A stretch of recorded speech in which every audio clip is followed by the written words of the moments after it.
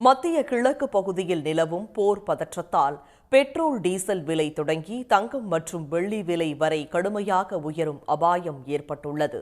தொடரும் தாக்குதல்களால் இந்தியா எதிர்கொள்ளும் பாதிப்புகள் குறித்து விளக்குகிறது இந்த செய்தி தொகுப்பு.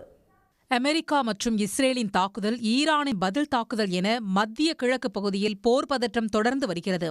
இதன் விளைவாக கச்சா எண்ணெய் விலை உயர்வு தொடங்கி பங்குச்சந்தை சரிவு, தங்கம் விலை உயர்வு, ஏற்றுமதி பாதிப்பு என பல்வேறு சவால்களை இந்தியா எதிர்கொண்டுள்ளது.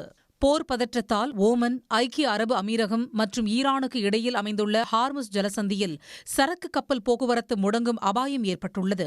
சர்வதேச கச்சா எண்ணெய் போக்குவரத்தில் 20% இந்த ஹார்முஸ் ஜலசந்தி மூலமாகவே நடைபெறுகிறது.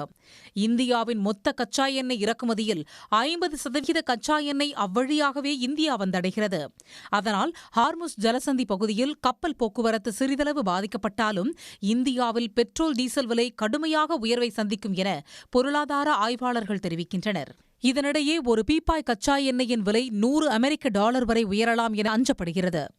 இது ஒரு பக்கம் இருக்க, தொடர்ந்து வரும் போர் பதற்றத்தால் ஏற்றுமதியும் கடுமையாக பாதிக்கப்பட்டுள்ளது.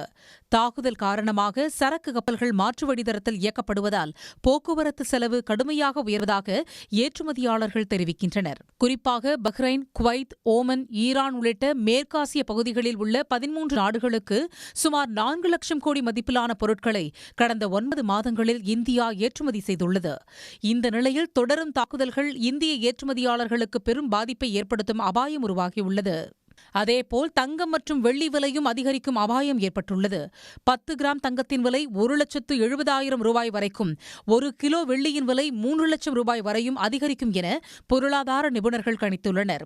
அதோடு இல்லாமல் போர் சூழல் இந்திய பங்குச்சந்தையிலும் தாக்கத்தை ஏற்படுத்தவும் வாய்ப்புள்ளதாக தெரிவிக்கப்படுகிறது. உடனுக்குடன் செய்திகளை தெரிந்து கொள்ள சன் நியூஸ் பெல் ஐகானை கிளிக் பண்ணுங்க.